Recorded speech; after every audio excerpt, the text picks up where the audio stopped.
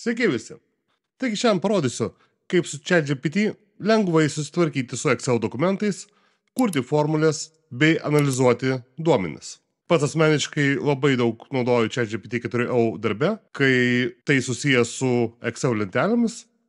Ir, išmokau tikrai daug, būtent ChatGPT 4o pagalba. Tai ne tik asistentas, tačiau ir puikus mokytas. Todėl šiandienai pasidariau štai tokią paprastą lentelę, būtent tam, kad rašyčiau šį video ir patestuočiau ChatGPT 4o galimybės, ir savame suprantama, parodyčiau jas jums. Tai yra pardavimo listas, matome, kad turime pardavimo ID, datą, klientą, prekę, kategoriją, kainą ir nuolaidą. Ką padarome pirmiausiai? Failą išsisaugome, kad galėtumėm pateikti ChatGPT 4o analizai. Pavadinsim jį testas Excelas ir tuo metu įkelsime į ChatGPT 4o. Tiesa, visos galimybės, kurias parodysiu šiame video, prasidės nuo pačių paprasčiausių ir video eigoje vis sunkės. Todėl žiūrėkite video iki galo, jeigu norite pamatyti tikrai visas galimybės, kaip ChatGPT 4o gali padėti dirbant su Excel failais. Taigi mes įsikėlėm failą į ChatGPT 4o langą ir dabar paprašykim jo, kad padėtų sukurti formulę, kuri parodys galutinę kainą po nuolaidos. Kaip matot, mes nesakom ChatGPT 4o, kurioje lentelėje yra kaina, kurioje yra nuolaida.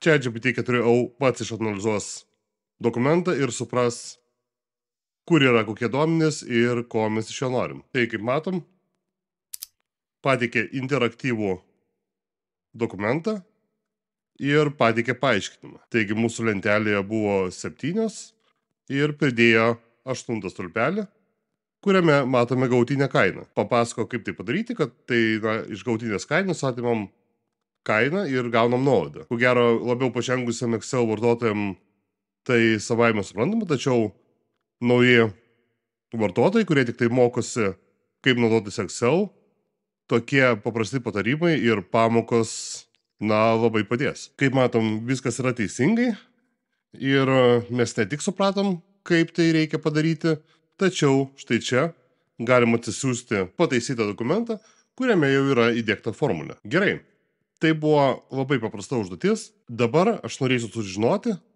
kadangi, kaip matote, čia yra įvairios elektronikos ir buitinės technikos pardavimai, tai ir nešiojami kompiuteriai, ir išmanūs telefonai, kavos aparatai, dulkių siurbliai, skalbimo mašina, buitinė technika kita ir panašiai. Aš norėčiau sužinoti, kiek kiekvienos kategorijos buvo parduota per tam tikrą mėnesį. Todėl paklausiau, kaip galėčiau skaičiuoti bendrą kiekvienos kategorijos pardavimo vertę per sausio mėnesį. Ir štai mums pateikė analizę, galutinę kainą jau po pritaikytos nuolaidos. Dabar paprašysiu, kad parodytų, kokią formulę naudojo. Prašau, parašyk, kokią Excel formulę naudojai, kad tai sužinotum. Ir štai mes matome kur kas sudėtingesnius. Tai formulė if išfiltruoja duomenis pagal sausio mėnesį, tada naudoja SUMIF funkciją, kad sumuotų vertės pagal kategoriją ir sausio mėnesį. Kaip matot, fantastinis paaiškinimas ir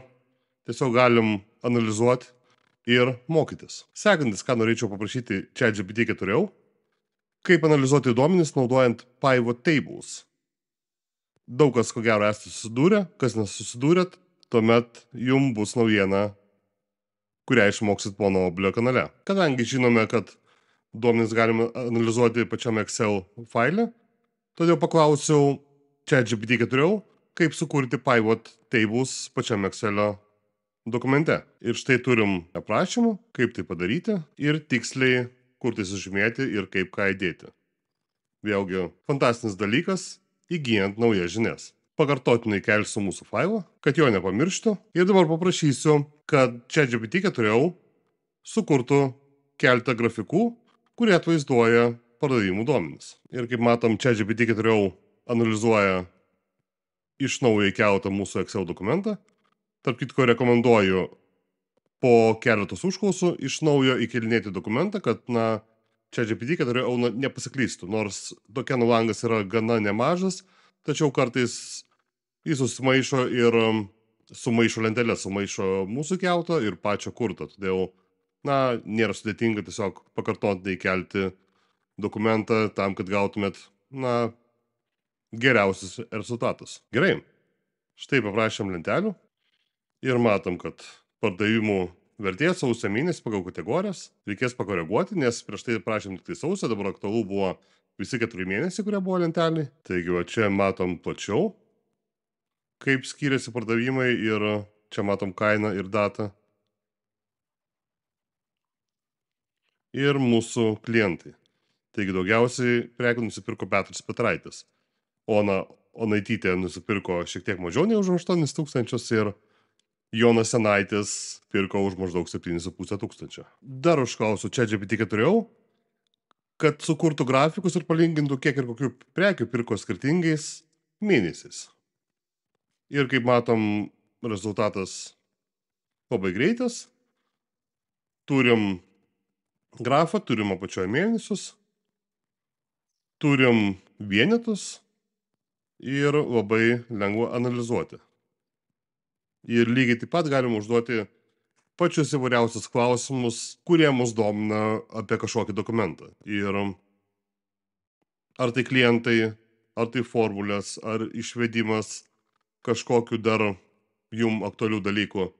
Kaip mato ChatGPT 4, jis puikiai susidoroja su Excel dokumentais, gali daryti grafikus, gali daryti formulės, gali sutvarkyti su labai įvairiom ir įdomiom užklausom. Šiandien buvo tiek. Ačiū, kad žiūrėjot. Iki sekančių video. Ate.